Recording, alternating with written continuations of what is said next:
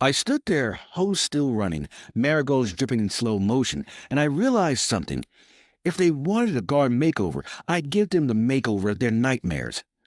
That night, I didn't sleep. I planned. I plotted. I Googled fastest growing vegetables and joined 5 urban farming Facebook groups.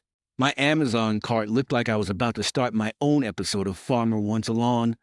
By morning, my plan was in motion. Step 1. Destruction.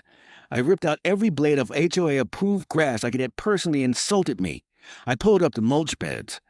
I even said goodbye to the little stone pathway I made out of leftover pizza pans. A new era was coming. Step 2. Construction. I built raised garden beds, laid down rows of compost, installed an automatic irrigation system that would make NASA proud. My backyard now looked like a before photo on a homesteading blog, but I was determined. Then came step 3, the veggies. Tomatoes, cucumbers, lettuce, beans, peppers. I planted everything short of corn, only because the sunflowers were already blocking air traffic. And I didn't stop at food. I added herbs, pollinator plants, and a vertical strawberry wall that made my fence look like a living grocery aisle. And then I waited. At first, nothing. Just suspicious glares from neighbors walking their poodles. Then little green leaves. Sprouts, flowers, and then life. Within a few weeks, my front yard transformed from garden ghetto to eco-paradise. It buzzed with bees, butterflies, and the smell of fresh basil. Every tomato vine was like a tiny act of rebellion. Every sprouting radish was flipping the bird to the hay, but I wasn't done. See, if I was going to break the unspoken rule of suburban blandness, I was going to break it in style. So I gave my gnomes tiny gardening tools. I added a welcome to the jungle sign made from reclaimed wood. I even named each planted box after HOA board members. Petty? Maybe. Satisfying? Oh, absolutely. And just when I thought things couldn't get more ridiculous, they sent another letter. Ms. Rachel, you have violated multiple community codes. Your property now resembles a farm, which is not in alignment with neighborhood aesthetics. Please remove all crops within 10 days or face fines. I almost cried from laughter. A farm? From a few vegetables? That's when I leaned in even harder. I added a mini composting station, a cute scarecrow named Karen, you know why, and started saving eggshells for fertilizer. A neighbor kid even painted me a sign that read Rachel's Rebel Roots. Soon the whispers started. Oh, Rachel's cherry tomatoes are better than Whole Foods. Did you hear she grows lavender too? I wish I had that much time, literally and figuratively. Even the grumpiest neighbors started stopping by just to look. One day the same sunglasses wearing whole lady came walking by, clearly ready to give me another lecture. Instead, she sniffed the air, pointed to my basil and said, "Is that lemon basil?" I smiled. "Want some for your pasta?" She blinked, then nodded. "Only a small bunch. Victory. Sweet, fragrant lemon basil victory." So now instead of begging for forgiveness, I sell herb bundles at the corner of my driveway every Sunday. And guess what? I donated 10% of profits to the Neighborhood Beautification Fund, which ironically made me an Outstanding Citizen of the Month on the HOA newsletter. From ugly garden villain, a farm queen of Willow Ridge in just one summer. And all it took was a little petty fertilizer. After that fateful HOA meeting, the one with the binder, the eggs, and the tomato and pocket mic drop, something wild started happening. People actually started rooting for me.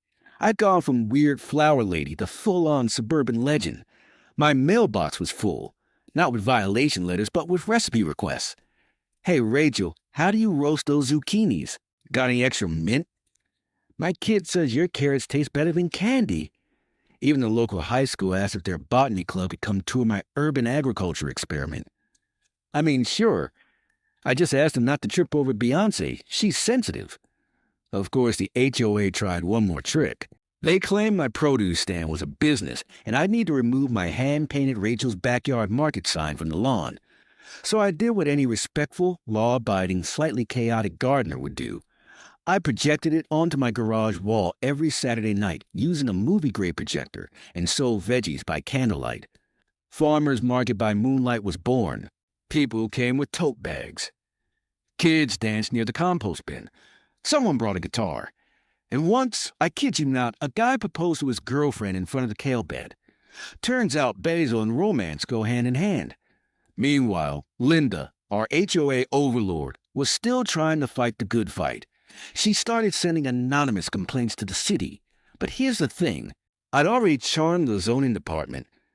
One of them even followed me on Instagram at Petty Farmer Rage. Linda tried to get my chickens banned next, claimed Eggy Azalea looked at her funny. I told her that was just Eggy's resting beak face. Nothing personal. Eventually, the Hoa gave up. Quietly, like a failed villain walking away from an explosion of tomatoes and kale. And now? Oh, now I'm expanding.